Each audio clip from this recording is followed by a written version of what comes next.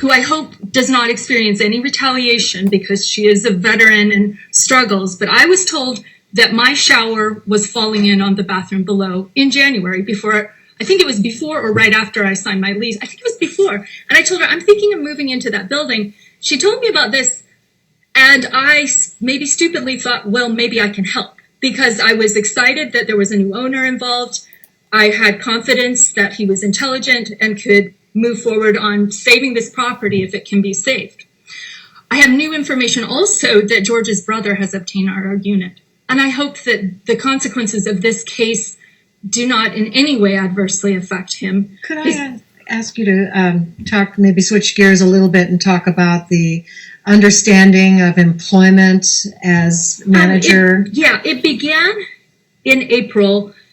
I got a panicked call from, first of all, Leslie's text dropped off. I thought something was wrong because I had grouped them in, hey, I called the fire marshal. And so he told me to download, I believe it was April 7th, he told me to download this Google Drive into the phone that has now been destroyed by the electricity.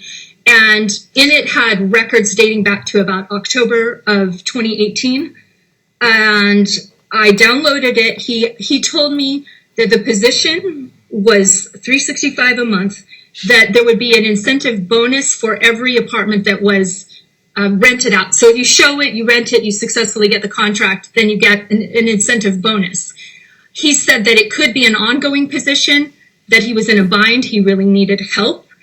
Would I like to do it? I did not feel that I could reasonably say no. I felt that it was a very coercive situation where my housing is already a catastrophe. I've got power outages, workers coming in and out, drips, falling, complaining workers, people. I hadn't yet been threatened. I was threatened the day that I became the new manager. And that day, Mr. Akbar handed me his Craigslist posting, which advertised it at $365 a month, as well as the incentive bonus structure. He also spoke to me on the phone describing that the work that I had been doing since I moved in, cleaning the needles out of by the river and cleaning the laundry room and cleaning the hallway, which was very, very filthy, that he would pay me $35 a month, which I thought was a pretty low rate.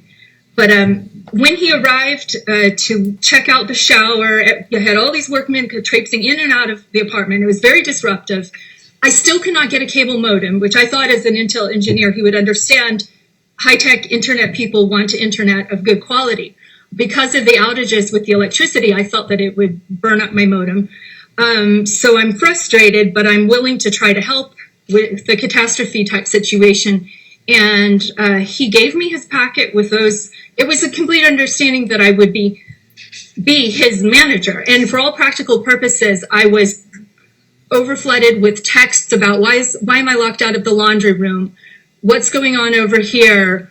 What about my leak under the kitchen? Let me interrupt though, because it appears though that if there even had been a management type agreement, that the emails back and forth when Mr. Akbar is saying, please stop doing anything. That would have been the severance. So it would only have been a couple weeks, right? If that. Right, but there was still requirements to get keys back, and basically he had turned the floodgates on of people turning me into the complaint department, which the whole setup of having 4 managers in 4 months, all of whom are struggling with the circumstances, it's hard to have an absentee landlord and a powerless manager.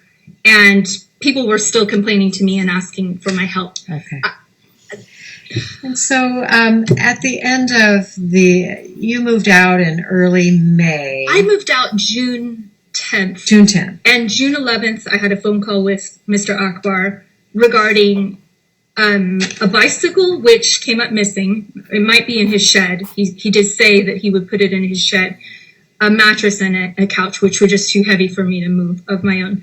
We hoped to be out in accordance with his harsh 10-day retaliatory attempted eviction, with the threat to not return our deposit and the threat to not give me any wages whatsoever.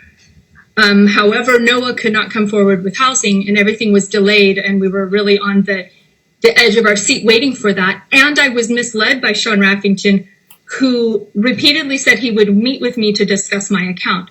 Mr. Akbar was so livid at me that I was afraid to speak to him about whether or not, can we stay another week? Can we stay another 2 weeks?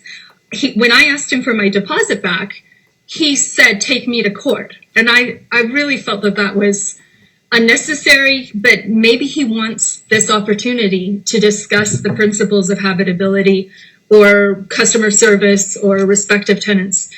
In regards to the circuit breaker issue, Summer Moss's strategy with the girls who lived in my unit previously was to tape underneath the fire extinguisher her key, which I thought was atrocious from a security angle, because if anybody figured that out, they could break into her apartment.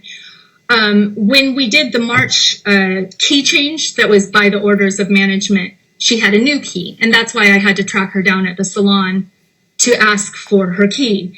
And what is, a positive experience with Miss Moss is we became friends. She has a history of being a paralegal in criminal law. She was very aware of her rights, and she's lived at normal apartments before. So she knows what is normal. She knows this was an abnormal situation, but she was struggling to manage the fires. She would just pat them out when they flared out.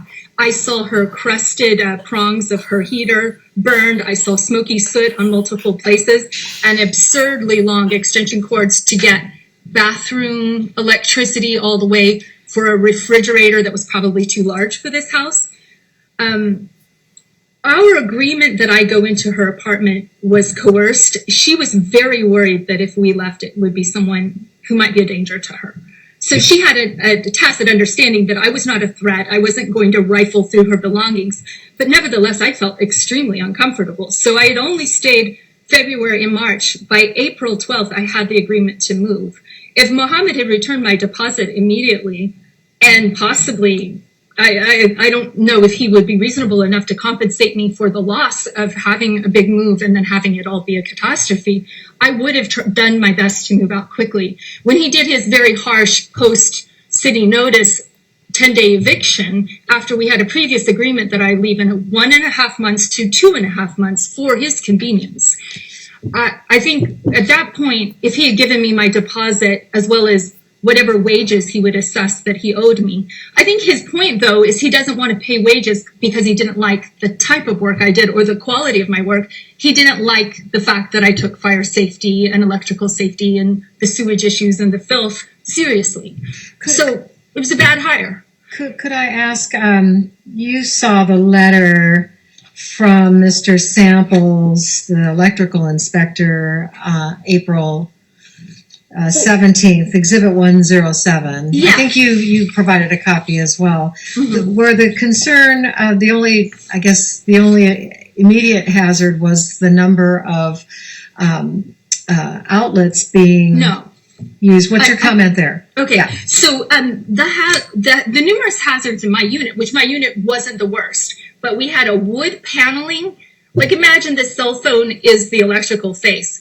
For some reason, whoever did it put wood paneling there across and then cut it out so they could have this face. The faces were falling apart, shooting sparks, and surrounded by wood that was a fire hazard. In your apartment as well? And I attempted to explain this to Mohammed. Tim didn't really elucidate it in complexity. He says he calls it face plates. We had a different issue, which is probably I would have to know 1920s wiring to know what the right name for it is, because I called him to say, what do you mean by log nuts in his report? Right. Basically, if you imagine two rectangles, there's a big electrical transistor box up at the top, and that had an open hole where sparks could shoot down and ignite my bed on fire, or cause a fire to spark and hurt my computer or something.